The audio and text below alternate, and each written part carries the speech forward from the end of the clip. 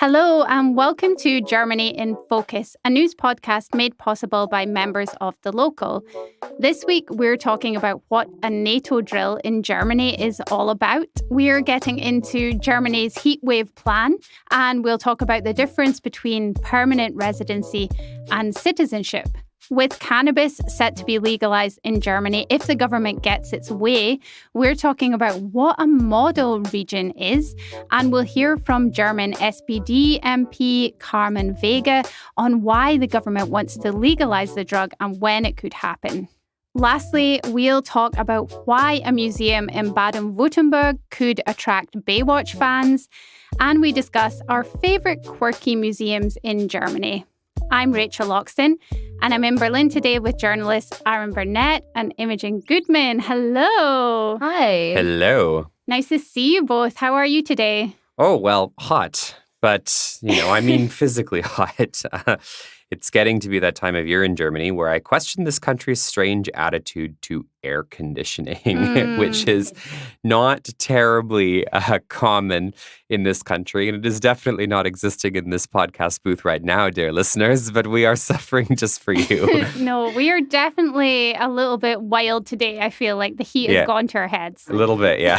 I think so. I'm with Aaron there. I didn't grow up with air conditioning, but having cycled from North Bedding today down to Schöneberg, I think I could use a cool breeze in this podcast studio right now. Yes, and we won't get it, so let's just get hotter. Exactly. Well, we've got a lot to get through today, guys. So let's start off with what's in the news.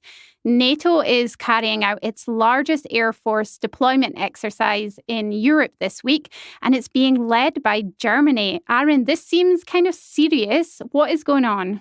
Well, Rach, with Russia waging a war of aggression against Ukraine right now, the NATO military alliance, of which Germany is a part, of course, is doing this exercise to really demonstrate that it means business on a couple of fronts. So, firstly, to show that NATO countries can respond fast and furious to any attack on NATO territory.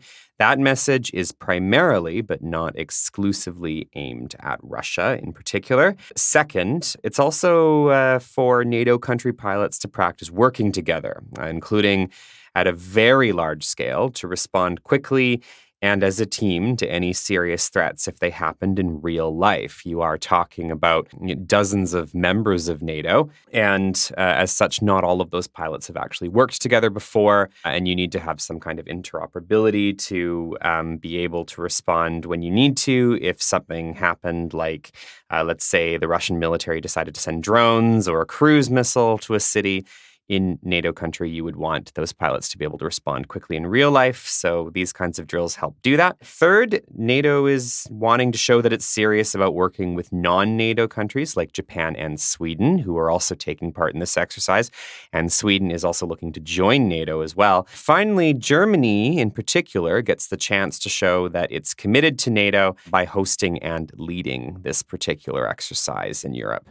And it's being held in German airspace, right? For the most part, yes. For the most part. There's a few exercises that could be done in Czech or Estonian airspace as well, but it's primarily in Germany. How will it affect daily life in Germany then? Well, we're talking about 10,000 people and some 250 military planes conducting drills, again, mostly in German airspace, until June 23rd. So about another week or so. And they're going to be doing these exercises between 11 a.m. and 7 p.m. on weekdays. So none happening on the weekend there. But during this time, or these time windows, military planes will have right of way over civilian ones in German airspace and with air traffic control. So with a scale like that, this means that we could see some flight delays. We could see some cancellations even. This is particularly true around where a lot of the drills will take place around Frankfurt and Berlin in particular. Authorities are working to limit any delays or cancellations, but they still say that they can't guarantee that there won't be any. The other thing that could happen is we may also see some civilian airplanes. They might have to make some detours in German airspace to steer clear of where the exercises are happening. So it could see a couple minutes added onto the length of some flights while they make those detours. If you're flying inside the 11 a.m. to 7 p.m. Monday to Friday window, you could see some disruption. If you're not flying at that time, either grounded or taking a night flight or something, then you're in the clear. Really good to know. Thanks for that, Aaron. So let's move on and talk about what else is in the news this week. It's been really warm weather in Germany, as we've been discussing, and the German Weather Service has predicted that it will be another hot summer with high temperatures and extreme dryness. And this week, Health Minister Karl Lauterbach revealed he was working on a heatwave plan. Imogen, why does Germany need this heatwave plan? Well, yeah, as you say, this summer is set to be really, really hot, but that really isn't an exception anymore. One of the most dramatic effects of climate change that we're seeing in Germany in particular is these consistently hot, humid summers with temperatures that are just unthinkable or were unthinkable 2 decades ago. So last year, you might remember some parts of the country even reached 40 degrees. That's right. Which is a number you'd probably associate more with parts of Africa or the Middle East than Northern Europe. Beyond these kind of dramatic highs, we're also seeing much more regular heat waves. So that's when temperatures reach 30 degrees or more for several days in a row. So I know in some senses we've got this tendency in cooler countries to just get really excited when there's going to be a heat wave and talk about going to the beach and all our kind of barbecue plans. But the reality is that this extreme heat can be very, very strenuous on the human body. And especially if you're elderly or maybe have a pre-existing condition, it can be really, really dangerous. So generally between 5,000 and 20,000 people die each year in Germany as a result of hot weather. And the healthcare system is also really struggling to cope with the number of people who need assistance or emergency care during these heat waves. So in that context, Health Minister Karl Lauterbach is really keen to put a national heatwave plan in place that would basically allow the government to try and put more protective measures in place and try and prevent some of these avoidable deaths. So what would this involve, this heatwave plan? Well, at the moment, this is all in the planning and kind of consultation stages, so we don't really know what it'll look like just yet. But the idea is to base it on this French model, which basically ranks heat waves of different severities on a 4-part color-coded scale and kind of recommends different measures at different intensities on this scale. So this actually does sound quite similar to the kind of thing we saw during COVID, where we had these restrictions that were kind of linked to things like the incidence of infections and the number of people in intensive care. So in my opinion, that might be what attracts Karl Lauterbach to it. He was always a fan of his very sort of color-coded, graded systems. That's right. He absolutely was. Yeah. The more complicated, the better, I think, was the idea. Yeah. But when we're looking at measures and, what could they be? Again, we're not quite sure just yet. But if they're anything like France, we would expect that they would be things like free water dispensers, public awareness campaigns, home visits for vulnerable people, and perhaps even special protective cooling rooms where people can just escape the heat for a little bit if they're feeling overwhelmed. Excellent. Thank you for that, Imogen. Let's now turn to a practical topic that a lot of our readers and listeners are likely thinking about, and that's citizenship and permanent residency. Now, as regular listeners will know, the German coalition government is working on changing citizenship laws, which would allow dual citizenship for non-EU nationals and allow people to apply for German naturalization earlier than currently. That's still being worked on at the moment, but let's talk about what the differences are between citizenship and residency, and if it's worth applying for citizenship in the first place. Imogen, what are some of the key differences then when it comes to citizenship and permanent residency? Well, on the surface, they do seem quite similar, and there are quite a lot of similarities. So the main one is that both statuses, as the name suggests, allow you to live in Germany for an unlimited period of time, basically forever if you want to. With either citizenship or permanent residency, you also have the freedom to switch between different kind of professions and professional statuses. So, for example, you can go from being freelance to being employed or enrolling as a student. And that's generally quite a difficult thing to do on most normal visas or resident permits. So you get so much more flexibility there with those two statuses. Another really great perk of both citizenship and permanent residency is that you basically have access to Germany's social and welfare system. So you can access things like unemployment or disability benefits, things like student loans, and just other forms of financial support that are available if you're struggling or if you need it. If these are the main things you're looking for, you may well be happy with permanent residency. But there are some pretty significant perks to actually becoming a naturalized German. So the first I'd say is that your status is much, much more secure if you opt for citizenship over permanent residency. So rather than being a foreigner on a permit, even a permanent permit, being German means that you can leave the country for as long as you want, even settle abroad permanently without losing your rights in Germany, which just isn't the case on permanent residency. There's also the case that if you use the welfare system or find yourself unemployed, you won't have to worry about potentially being turned down for German citizenship in the future, since you'll already have it and your status is safe. So that's something that people on permanent residency who want to become German might need to worry about. Secondly, and this is pretty key, as a German, you gain the right to vote in all elections, including federal elections, and can even stand as an MP if you want to. On permanent residence, in contrast, you can live here for decades, paying taxes and using public services without ever having a say in how that tax money is spent or how those services are run. The third key benefit is that as a German, you also become an EU citizen with all the rights that entails. So the major one that everyone knows is freedom to work and live anywhere in the EU without a visa. You also get benefits like visa-free travel to numerous other countries, and you're also able to take on jobs that are really in the special category of EU-only jobs. Also, and finally, your child will automatically become German if you have German citizenship, even if they're born outside Germany. So with permanent residents, the current rule is that they become German if you've lived here at least 8 years, though this will be shortened, but they have to be born here or your partner has to be German. None of those rules really apply if you have citizenship. It's an automatic right, no matter where your child is born. Really good to know.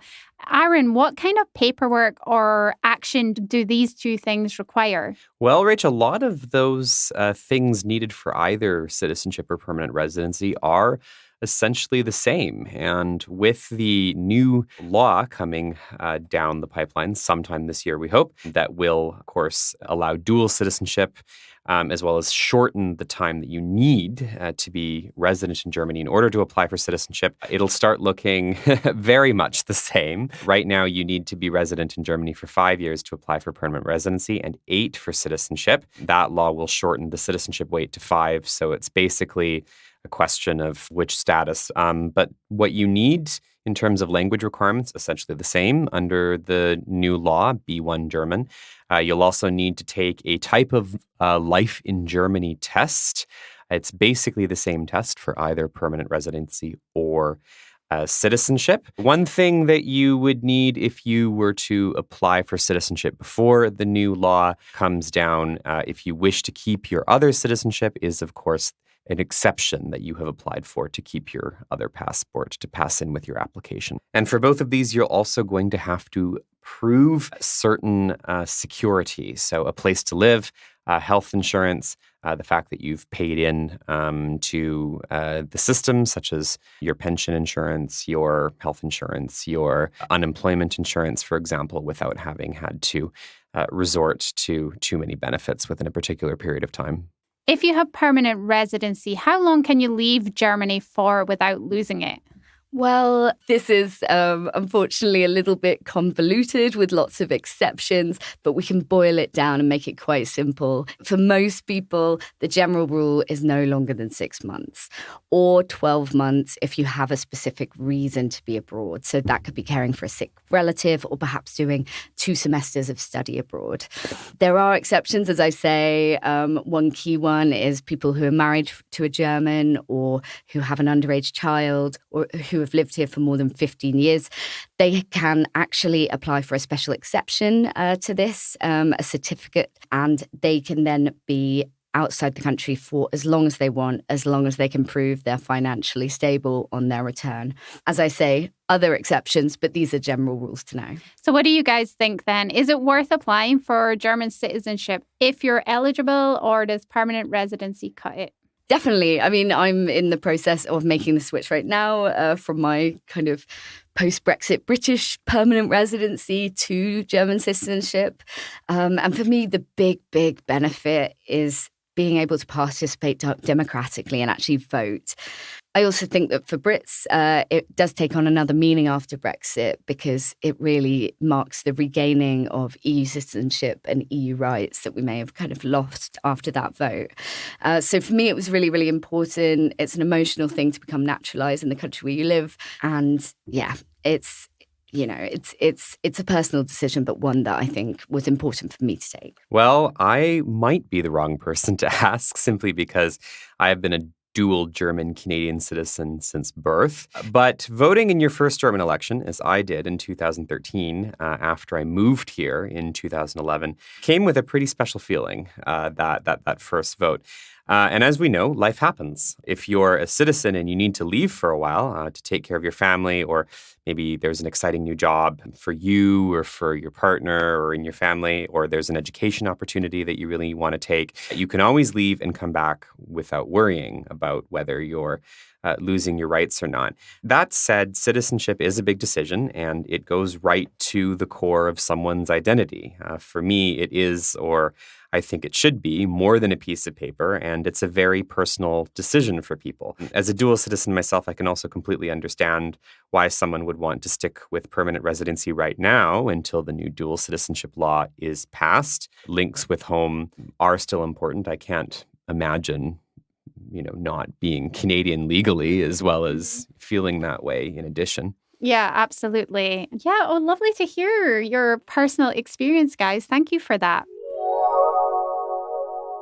The German government is working on a law to legalise the recreational use of cannabis. We'll hear from Social Democrat member of the Bundestag, Carmen, Wegge, who is part of the team working on the law soon. But first, let's talk about what they actually want to see happen and what a so-called cannabis model region is. Aaron, can you give us a quick overview of what's in the draft law?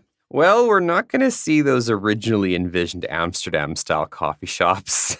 That not gonna happen. Yeah, that I know that maybe some people were hoping for, at least not now anyway. What we're gonna see are so-called members-only social clubs, where again, members only can buy up to 25 grams at a time, to a maximum of 50 per month. You also can't smoke on the premises of these clubs, so I'm not sure why they want to call them social clubs, if I'm honest. They don't sound very social. Anti-social clubs. Yeah, they're really not supposed to be social according to this draft law, so I don't know why they call them this.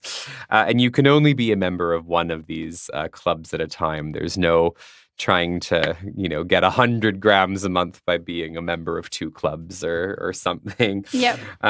People will be able to carry up to 25 grams on them at any given time, as long as you're not consuming it, or kiffen, as they say in German, useful German word, for smoking. Specifically cannabis is kiffen rather than rauchen. Yeah, don't be anywhere near a school or a kita and decide that you're going to kiff. The draft law will very, very, very specifically still forbid this. So watch where you are. You'll also be able to grow up to 3 plants at home per person. And this is something. Earlier drafts of the law said per household. It is per person 3 plants under this current draft.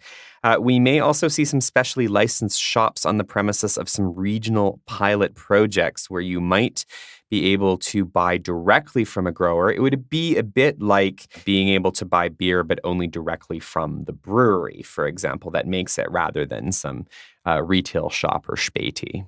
So, Aaron, you've talked about these pilot projects. These are kind of known as model cities or model regions. Have any places shown interest in becoming a model region? Oh, yeah. Yeah? Definitely. Yeah. The big question is not whether there's regions or sort of local councils that are interested. We seem to have plenty of those at the moment. The question is really who gets to make this decision, because we've seen Cologne having voted in favor of hosting one of these pilot projects. We also see that Munich's Social Democrats and Greens want Munich to become a model region. But in power at the state level is the conservative CSU. And the health minister there in Bavaria has said basically absolutely not. He will, fight like hell to make sure this doesn't happen. And actually, the same thing is true in North Rhine-Westphalia. Regardless of how Cologne votes, the health minister there has also said there is no way. So it's going to... he's conservative too. Yeah, so it's going to be kind of interesting to see who gets to make this decision and whose say really prevails. In Berlin, we also have a conservative mayor. We have a black-red coalition that has just taken office, and they have not said anything yet. They've not weighed in to whether they favor this or not, but there are individual councils who voted and said, yeah, we want to do it. Those would be Friedrichshain, Kreuzberg, and Lichtenberg, so far anyway. We also have local councillors and city leadership in Hamburg, Frankfurt, Offenbach, and Leipzig who want to take part in these model regions. But again, it's going to be interesting to see who's, there's going to be a bit of a power struggle, and we're going to see who wins. Mm-hmm. And the model regions are the second stage of the plans, aren't they? So they'll kind of come a little later than the social clubs. Yes, they will. Yeah, we'll be seeing those social clubs first for people who are interested in becoming members. But yeah, let's see what happens in the next fight for these model regions. Imogen, so not everyone is for these plans, are they? I think that's fair to say. I think, as Aaron's great summary there revealed, there is big opposition, and particularly from the CDU and CSU, who, I guess, given their Christian roots, have taken quite a traditional and conservative line on this. So most recently, we had Thomas Strobel, who's the CDU Interior Minister in Baden-Württemberg, and he was basically complaining that states bordering other countries could become hotspots for this kind of cannabis tourism, people flooding over the border to get stoned in their states. Personally, I do find it a bit hard to imagine Stuttgart becoming the new Amsterdam after these new clubs, antisocial clubs open up. But maybe that's just me. We'll see what the effect of the legislation is. There are also quite a few voices, including the police union and some sort of academics, who are basically arguing that this legislation, as it stands, has no chance of tackling the black market.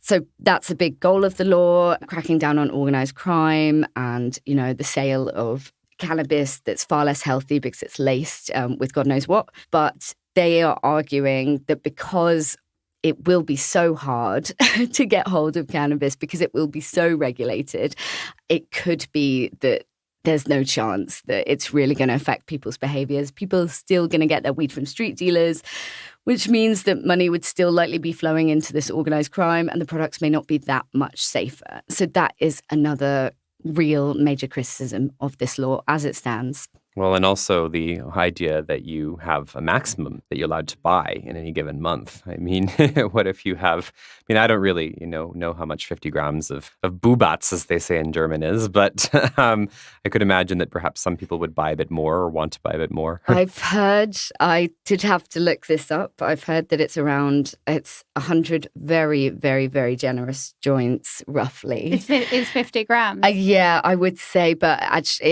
it might be more than that. that. It depends, I guess, how you roll your joints. But I would say it's enough to be pretty stoned most days of the week, I would imagine, depending on your tolerance. Oh, well, there you go. But we'll see. I'm sure there are people who consume more. I'm sure. Thank you so much for that summary, guys. Let's hear now from SPD MP Carmen Wegge, who is a rapporteur for the new law. I started off by asking her why the German government wants to legalise cannabis. This is a simple question, and I need a lot of minutes to answer it, but I will try to explain it short. In Germany, we have a lot of people consuming cannabis. It's maybe the same in the UK, and these people are consuming cannabis from the black market. And we saw in the last few years that the cannabis quality on the black market is getting worse and worse with synthetic cannabinoids and stuff like this. So a lot of people who are consuming cannabis, and it doesn't matter if it's legal or illegal, is consuming cannabis in a bad way. So we have to consider that the drug politic way, the last decades, you can say, was the wrong way.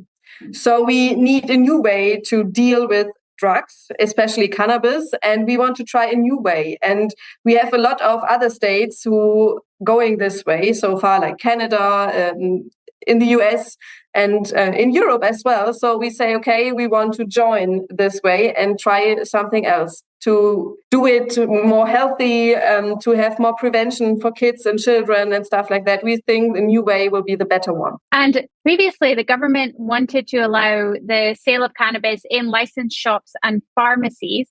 But the previous draft law was changed after consultation with the EU. Is the government disappointed about that? And is the aim for this to happen in future? We want to legalize cannabis in the way we wanted to do it before. So it will be our aim to change the European law so that every state in the EU can legalize cannabis in this way. But now we want to go the European law safe way, I would say. So we just want to do things where we know that they are not against European and international law. So we change the way we legalize cannabis, but it will be our aim, our goal to do it in a full version. We want to decriminalize that you have cannabis. We want to allow that you can grow your own plants, free plants. And we want to allow cannabis social clubs where you consume and you can grow cannabis on your own. And in the last step, we want model regions where you can sell cannabis in stores. Do you know where the model regions will be at this stage? There are a lot of cities that want to become model region. And I think in our vision of model region, it's like when you can fulfill every aspect you need for a model region, you can be one. So it's not limited. But when you find stores or consumers, consumers we will find everywhere, but producers, you know what I mean, then you can be a model region. Interesting. And Carmen, do you see Germany going down the route of cannabis coffee shops like in Amsterdam? No, we definitely don't want to do that. In Amsterdam, you have organized crime since the back door of the coffee shop. And that's something what we don't want. So when you are in a model region and have let's call it coffee shop, then the cannabis is planted and grown in a state regulated area. We know what's inside, how much % of THC you have and stuff like that. So we don't want the same situation as in Amsterdam, and they don't want it anymore too. They will have model regions. They're starting in the end of this year as well to see how they can change their concept. Okay. And there are some critics to the plans, to the government plans, like the Christian Democrats. And they've said it's not really clear how children and young people will be protected. So how does the government plan to protect young people? In the beginning, you have to say now young people and children are not protected because they're consuming cannabis. The numbers are increasing. So we believe that when you say something is illegal and say you don't have to do any prevention work because it's illegal, so we don't have to do that, it's not a good way. So when we decriminalize cannabis, we want as well give a lot of money in prevention projects. at schools. We want that people under 18 years old, when the police maybe find cannabis with them, that they have to go to prevention projects. We say you can just buy cannabis when you're 18 years old, and we are fighting against the black market. So we regulate how you can get cannabis, and you can just grow cannabis when children and young people are not able to get through the cannabis plant and stuff like that. So a lot of different topics we have to prevent the children. And right now, there is no real prevention for them. Mm-hmm. It really sounds like a whole cultural shift or societal shift in the way of thinking of this drug. You can say a revolution. Okay, and you've mentioned, Carmen, about tackling the black market. But the police union has said that it doesn't think legalizing cannabis will have a big impact on the black market. Do you think it will? Yes, and they are wrong. And every time I'm speaking with them, I'm telling them that, because when you look at the facts, at the numbers and dates and data we have, then you just need to look to Canada. In Canada, the black market is going back from 100% to 50% in 4 years. It's right that the black market won't vanish in one day when we legalize cannabis, but we can say it has a big impact on the black market, and it's getting less. The one thing that is interesting about the new draft is that there are still quite a lot of rules about where you can smoke cannabis, for example, not next to the social clubs.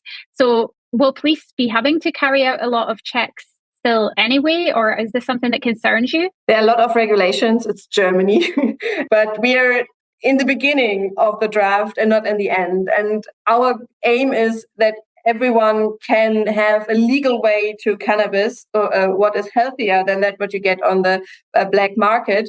And there maybe won't be so much more regulation in the end of the draft, but I think it's good that we think about the abuse from the new draft we are doing, or the new way we are going now.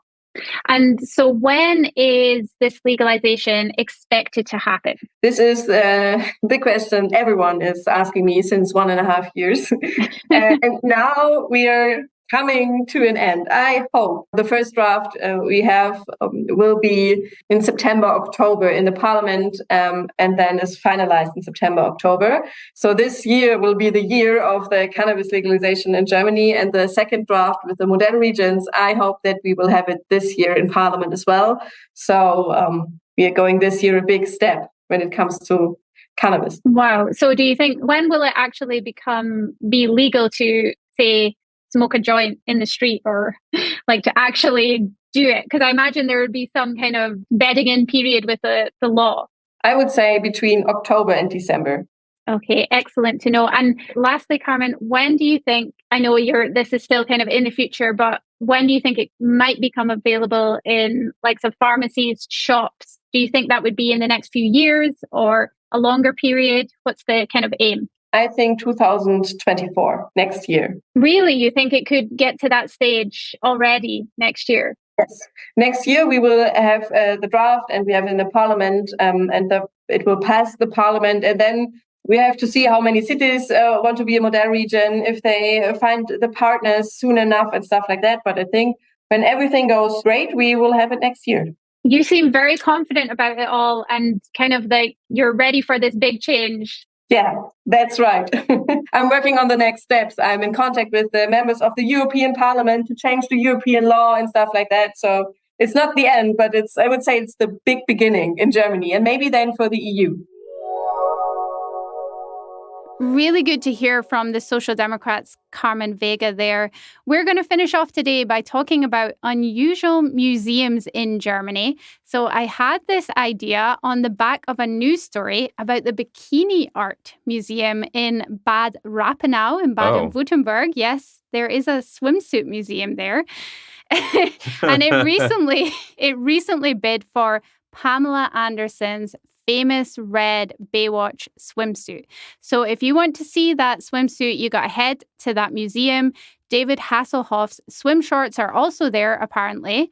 But Germany actually has quite a lot of random and interesting museums. So I was really desperate to ask you both, what is your favorite quirky museum that you want to visit or that you already have visited?